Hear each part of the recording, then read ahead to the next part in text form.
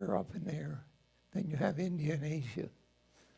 So that's what we're going to be talking about, the part of the world in the Middle East and how it's been racked with conflict since the beginning of time. Okay. This Isaiah's timeline, at the very top, you can't see it, but that's where they're talking about the creation and the fall. And that's where Abraham is taking the people out of Ur and bringing them to the Middle East. Then you see the next part here. Well, the blue part over here is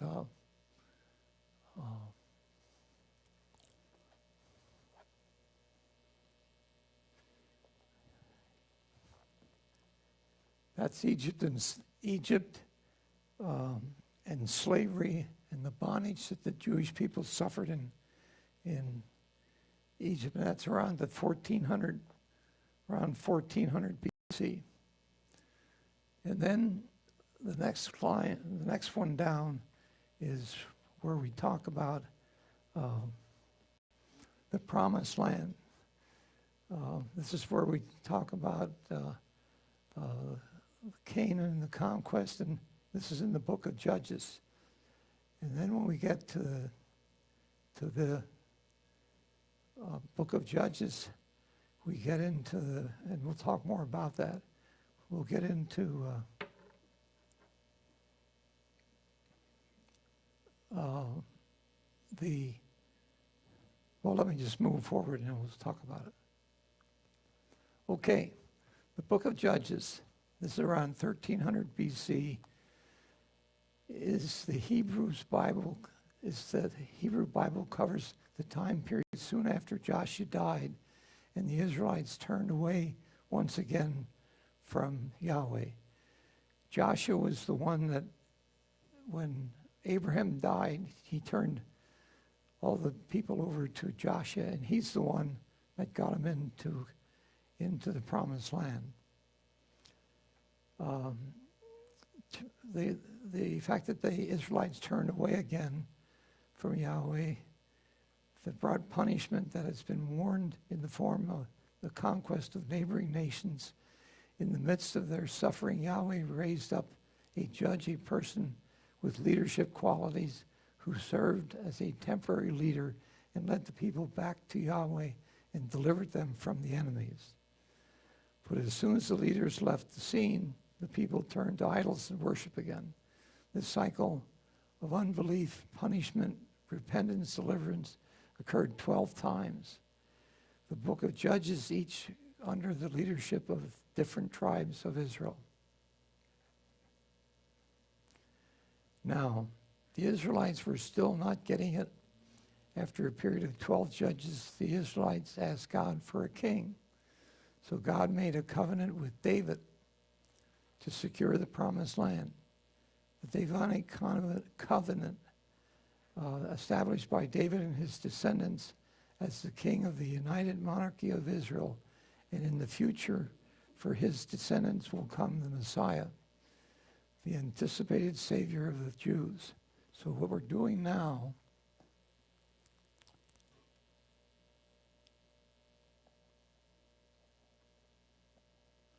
on this chart here, we're coming down through, this is where Christ was, this line is for Christ, and this line is for Western civilization. When you come down through here, and we'll be talking about that.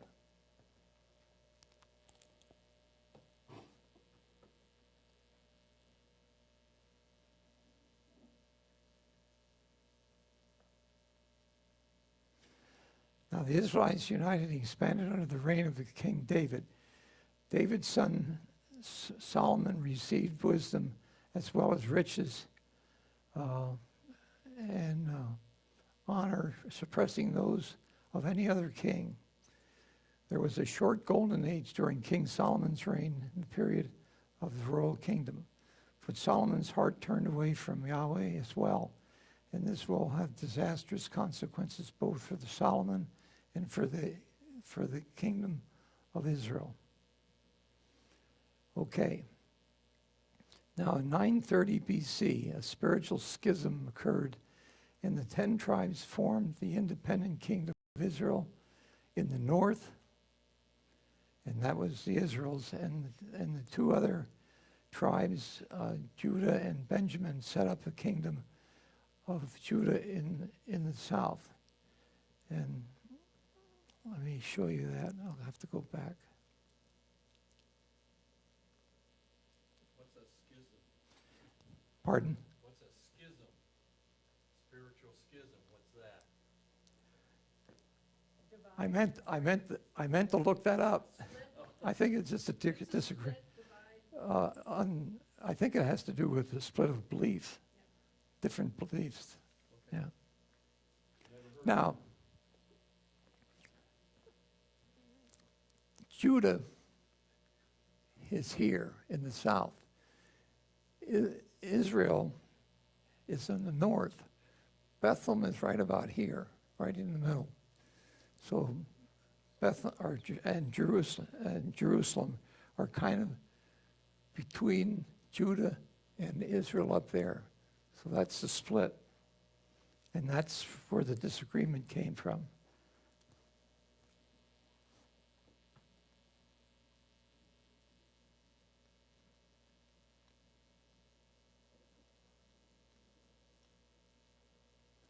Okay, and that occurred in 930 BC.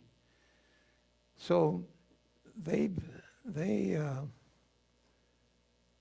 occurred, 10 tribes formed the independent kingdom of Israel in the north, and the two other tribes, Judah and Benjamin, set up for kingdom of Judah in the south. The schism eventually led to a civil war between the southern and northern kingdoms. And the kingdom of Judah is the birthplace for the Middle East. The kingdom of Israel is the birthplace of Western civilization. So when you come down this chart on the this lineage is going to turn to Western civilization, and this one's going to stay in the Middle East and give birth to Christ.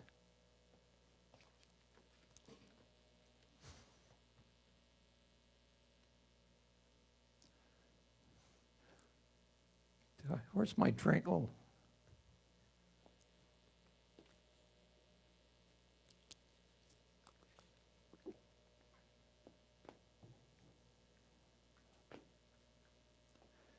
Now, the book of Judges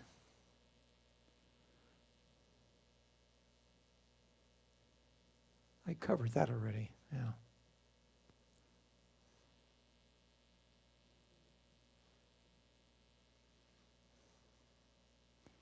Yeah, here's where I talk about the future on the Judah side will lead to the Messiah, and the Israel side will lead to Western civilization.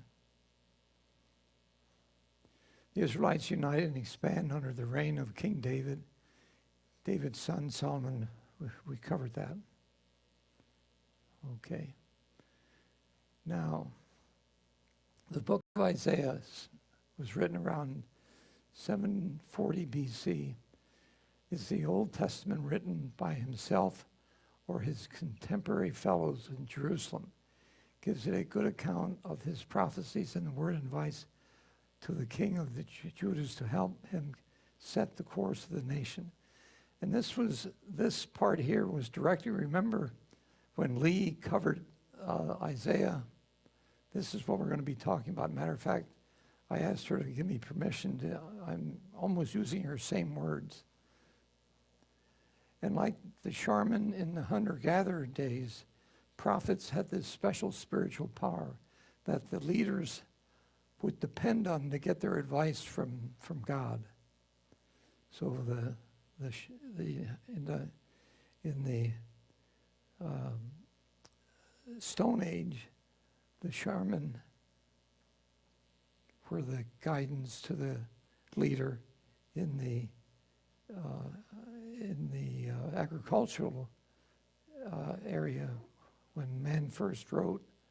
That was the one that would lead to Western civilization. Now the Civil War split the Israelites north, south. Isaiah saw a sign of trouble.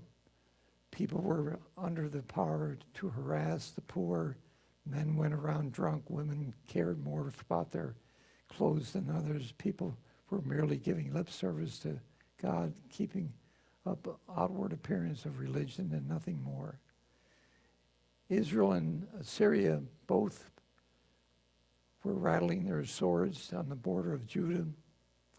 So you now have Assyria, which is the biggest empire at that time, which was in the north of Israel, going along with Israel against Judah. But now they turned it, now the tables will be turned.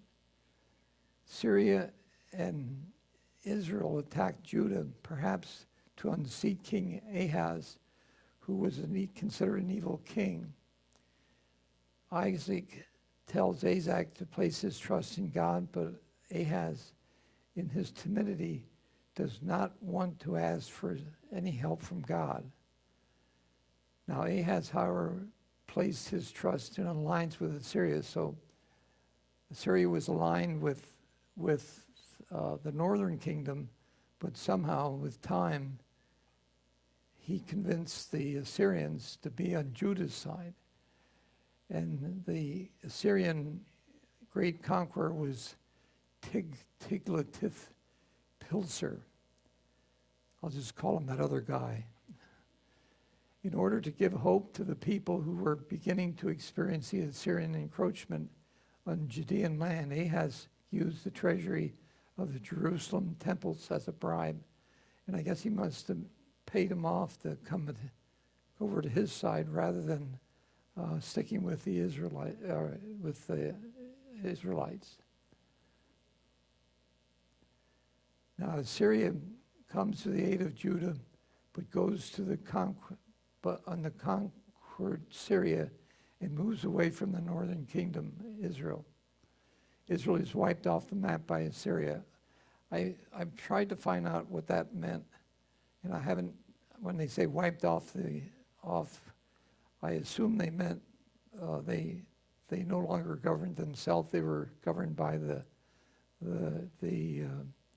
Assyrians. And Judah then became a vassal state of the Syrian Empire. They paid annual tributes to keep them off their backs, so to speak. Now Assyria comes to we talked about that. Now after Ahaz died, his son Ezekiel became king, the leader of the Assyrians at this point is Sennacherib. I give up. Sennacherib, his that's a mouthful, grandson. So his grandson is now in charge, and Ezekiel is in charge of Ahaz. So the latter part of Ahaz and most of Ezekiel's reign were periods of stability with Judah was able to consolidate politically and economically. It also became the most important state between Egypt and Assyria. Ezekiel is considered a great ruler. He institutes widespread religious changes, no more idols. He recaptures the Philistines' occupied land in the desert, forms alliances with Ashkelon and Egypt, and refuses to pay the annual tribute to Assyria.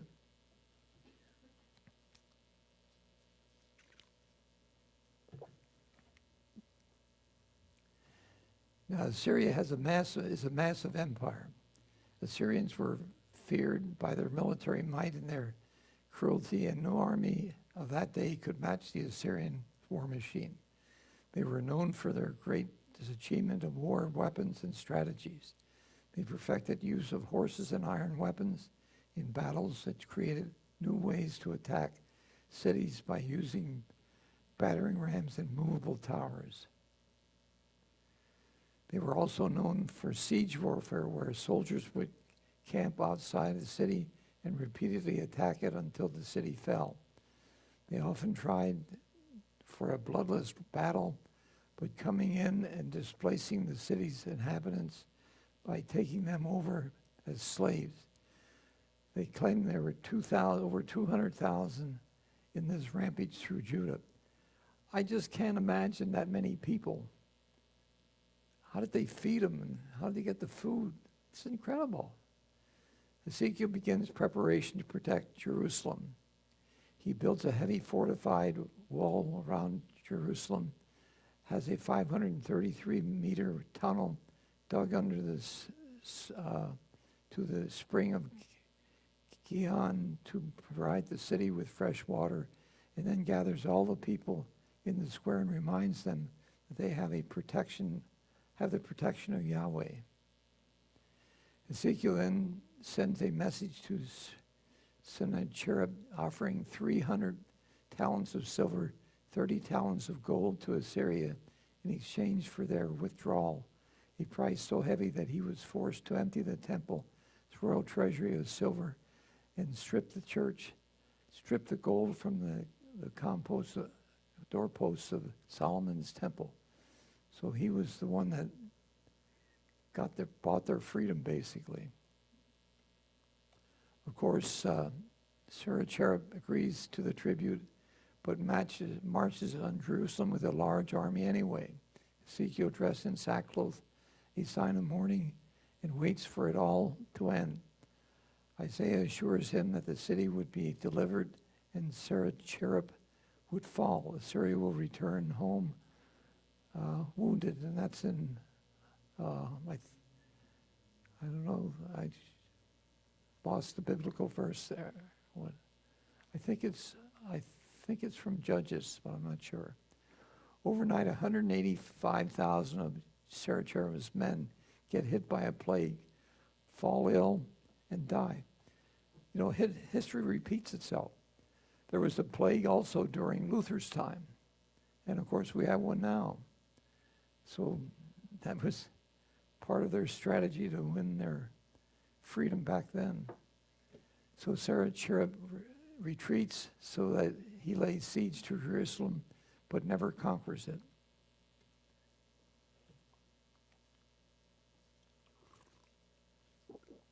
Now, what's significant about this? When a people were conquered, they typically adopted the god or gods of the conquerors. Sennacherib and the Assyrian god had failed to protect them. The defeat of Sennacherib by disease, which was as yet not understood, would have proven Yahweh superior to the god of Assyria, which was the most powerful nation known to the Jews. If the defeat had not happened, the Jews may have adopted polytheism, and the Abrahamic religion would not have existed. The line of David would have ended, and Christianity and Islam would never have come to pass. Now, I'm just going to introduce this subject, and we'll end with this. But what happens now is Persia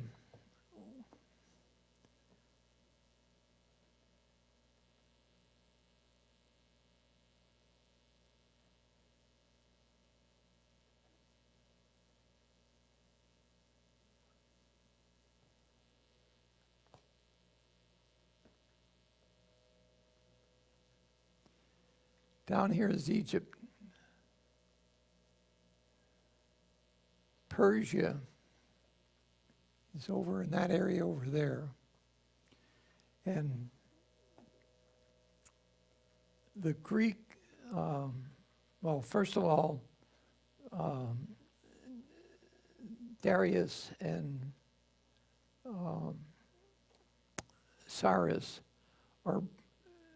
create the Persian Empire, which overpowers Assyria. The Persian Empire was in the southern part of the Middle East, where Assyria was in the northern part. So the powerhouse, and they say they were the first great empires, Persia. So they defeated the Assyrians and now ran sort of the world. And the Persian Empire existed for a couple hundred years. And then we're going to hear about Alexander the Great. Alexander the Great, he conquered Greece and Italy into Europe. He tried to move west or move east, and it was in India, but his troops got restless and didn't want to fight anymore, and they turned around and came home, so he couldn't expand his empire to the east. So as a result of that, the Eastern world developed down a different line. That's India and China. And the Western world was going to be influenced by him he eventually conquered Persia, but he then left it by himself and went back to Greece and started to conquer Greece and move into Italy.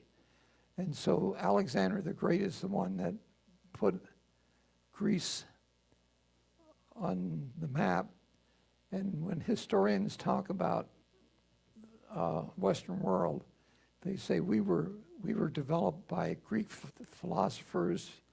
So the philosophers were talking about figuring out using reason how to figure out why we were here, why we had to die. And so initially, the Greek philosophers, Socrates, Plato, they were trying to figure out using reason, was there a God? And that's going to be where we go down that path. And then after, of course, Rome takes over Greece over time, and then at the birth of Christ, that's when the Roman Empire starts falling apart. Over a 500-year period, and Christianity then moves into Europe and ultimately comes to America. So that's where we end today. So, any questions? I'm sorry for my voice today. I don't know what my problem is. I just learned from Ann, because she's listening while she does the service, you wondered how they fed the armies. They encouraged the armies to pillage the farms. So they encouraged all the armies to go and pillage farms, and that's how they fed the armies. So, They stole from the people they were yes, fighting. yes, exactly. I missed what you said. The armies, you said, I don't know how they fed 200,000 people. Yeah. Well, they encouraged these people to pillage the farms. So, nice people. Yeah.